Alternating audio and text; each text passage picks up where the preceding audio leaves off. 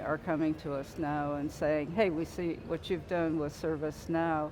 We have something we think that maybe we could use it for. So we've built applications for HR.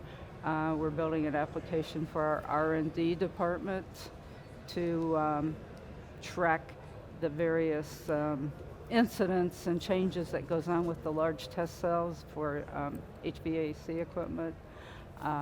Marketing, we have some small retailers that has pieces and parts for our HVAC equipment around the United States.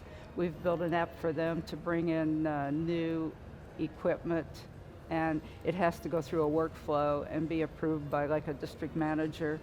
Pricing changes, sales, programs, all have to be approved. Well, we built an app for them that runs on ServiceNow also. So prior to ServiceNow, you had a collection of, I've seen the spreadsheets. I mean, it's an asset spreadsheet, and you have spreadsheets on top of spreadsheets, right. and that describes your environment? Oh yes, definitely. And somebody owned the spreadsheet. This is probably- Hopefully. Right, yeah, this is before Google Docs.